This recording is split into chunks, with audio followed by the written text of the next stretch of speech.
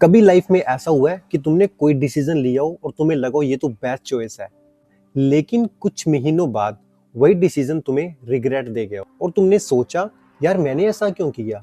क्या ये सिर्फ बैड लक है या कुछ ऐसा जो हमारे दिमाग के अंदर छुपा है। सोचो, तुम्हारे पास दो ऑप्शन है, एक स्टेबल सेफ जॉब और दूसरी तरफ रिस्की बिजनेस जो तुम्हें ज्यादा पैसे का प्रॉमिस करता है। तुम सोच के नहीं, फील करके डिसीजन लेते हो। गट्स कहती हैं कि रिस्क लेना चाहिए, लाइफ में कुछ बड़ा करना है, लेकिन कुछ महीनों बाद बिजनेस फेल हो जाता है और फिर तुम पता क्या सोचते हो, मुझे जो भी ले लेनी चाहिए थी। काफी रिलेटेबल लग रहा है ना। कमेंट में बताओ तुम्हारी लाइफ का कोई ऐसा डिसीजन जो तुम्हारे लिए भी रिग्रेट बनाओ। देखो, प्रॉब्लम ये है कि हमारे डिसीजन सिर्फ लॉजिक पर नहीं बल्कि हमारे इमोशन एंड कॉग्निटिव बाइसेस पर भी डिपेंड करते हैं। Think fast and slow book अगर आपने पढ़ी है तो उसके अंदर बताया कि हमारे दिमाग में दो सिस्टम होते हैं।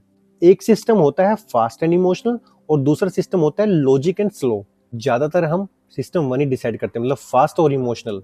इन चीजों पर हम जल्दी गिर जाते हैं। चलो जल्दी से मैं तुम्हें तीनों कॉमन बायसेस समझाता हूँ। एक होता है कंफर्मेशन बायस, हम वही चीजें ज्यादा सुनते हैं और देखते हैं जिन्हें हम पहले से बिलीव करते हैं।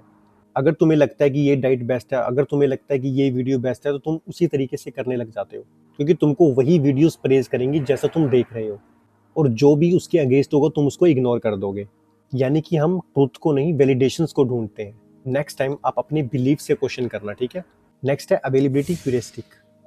जो चीज आपको इजीली याद आ जाती है आप उसको ज्यादा इंपॉर्टेंट देते हो। जैसे कि थोड़े दिन पहले आपने एक न्यूज में प्लेन क्रैश देखा और तुम सोचने लग जाओगे कि एयर ट्रैवलर जो है वो डेंजरस है, भले ही हर दिन हजारों फ्लाइट उड़ती हो, लेकिन तुम्हारे दिमाग में वो नेगेटिव बात बैठ गई। सोचो कि हम कितनी बार रेयर इवेंट्स को भी रियल में मान लेते हैं। इसीलिए इसका सोल्यूशन है कि आप डाटा पे बिलीव करो, दिमाग के विजुअल्स पे नहीं, वो तो कुछ भी क्रिएट कर सकता है। नेक्स्ट है इमोशनल रीजनिंग। ये सबसे ट्रिकी बायस है। कभी कभी ना हम अपने इमोशंस को ही ना सच समझने लग जाते हैं। अगर एंजाइटी हो रही है तो हम मानने लग जाते हैं कि कुछ बुरा होने वाला है, but may be just your fear talking, not the reality. इसीलिए पॉज लो, ब्रीथ करो एंड अपने इमोशंस को ऑब्जर्व करो, बट डोंट ओबे देम ब्लाइंडली। अब मान लो कि एक एमएनसी कंपनी यानी कि मल्टीनेशनल कंपनी आपको ऑफर करती है और दूसरी तरफ आपका एक पैशन प्रोजेक्ट है, तो आप किसको चूज करोगे।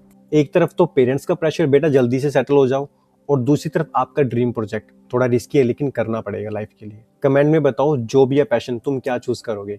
इसीलिए डिसीजन लेने से पहले हमेशा टाइम लो। फास्ट डिसीजन नहीं, लॉजिकल ब्रेन से डिसाइड करो। किसी ट्रस्टेड फ्रेंड से बात करो क्योंकि वो तुम्हारे ब्लाइंड स्पॉट को देखता है जो तुम नहीं देख सकते। और हमेशा चेक करो कि क्या मैं ये डिसीजन डर में, गुस्से में या फिर एक्साइटमेंट में तो नहीं ले रहा हूँ।